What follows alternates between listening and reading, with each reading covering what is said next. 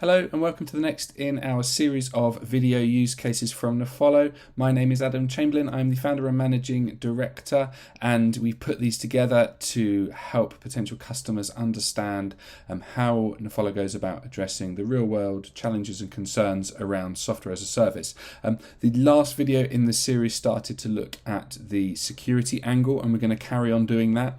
We broke it down last time because otherwise this was going to be quite a lengthy video, but we're going to round that subject off and cover, how do we use Nefolo to go and help improve the security around software as a service? How do we understand the security risk around software as a service?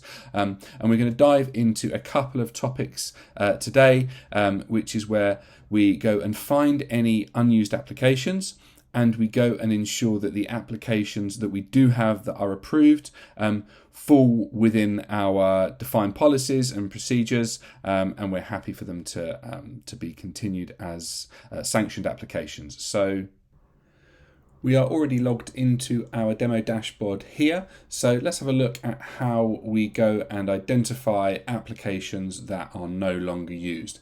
There's two elements to this, and really the easiest one probably is to first look at what has been orphaned. And by orphaned, that is where the application or the service that has been signed up to was done so by an individual that is no longer in the business. Obviously, people join and leave businesses all the time, just as they sign up to and start using different as a service tools all the time. But when they leave, they almost certainly never get closed down, especially the ones that you're not aware of. And see, these are some of the more dangerous because you've obviously got an account that is out there rogue on the internet. It could be granting access to some customer records or maybe some sensitive presentations that you've put together, but they will never be known about because there's just no way of knowing. We capture these by the way of orphan SaaS tools. So you will have a list of users within your business and then a list of vendor tools that they have signed up to here. So it is a simple case of working through the list and going and requesting those tools be shut down.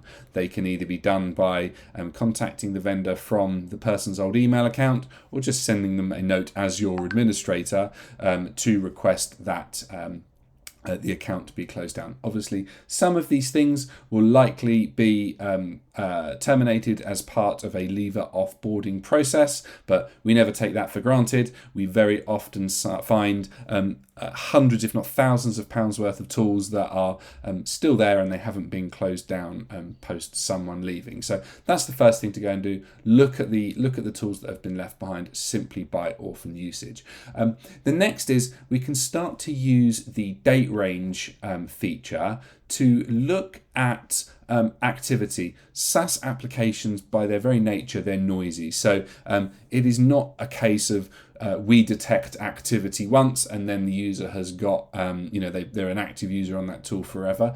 We have the ability to keep checking in and say, well, if we just look at the last quarter, what's still active, what's still making noise, what are people doing in those tools. So we can actually start to build a picture of what is current here, and we can export a list of everything that's happened in the previous quarter, and then we can just go back and filter the default or the last 12 months, however we want to do it.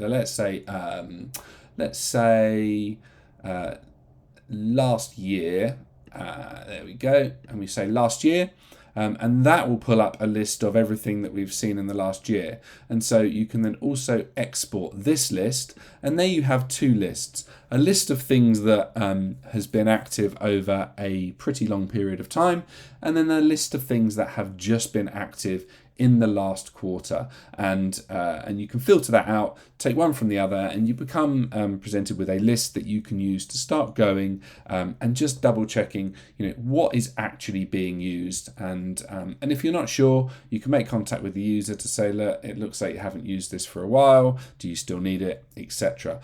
We're going to automate some of that activity. At the moment, it is that a manual export, but we want to automate that so you can see a better picture of what is currently in use. But the date feature functions as a really great way to do that. And that is it, really. That is how you're going to go and look for tools and applications that are no longer used or have been left behind by people leaving. And so the last piece of the puzzle is going and making sure that what you do have, the sanctioned use that you're happy with, is indeed uses that you're happy meets your security controls, your data retention policies, whatever it might be, and that again is a case of exporting a current list of applications. And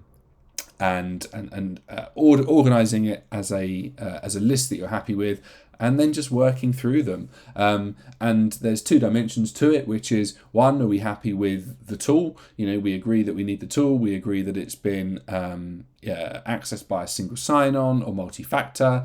We're happy with the way it stores data and transmits data. But then the second dimension to that is, are we happy with the range of users that we've got on it? It might be that usage has started to grow outside what you're happy with, and so you need to start reining that back in. And really, by exporting this user report here, that is the best way to do that, to go and check. Obviously, if you're a subscriber to the professional service of the product, all of this information is accessible by API, so you can start to build in those processes, maybe as part of your lever offboarding process, or even just as part of your software asset management process, and start flagging these things up. But yeah, that's available as the professional subscription. But that is it for this episode. If you have any questions, please do get in touch via the website, and hopefully hear from you soon.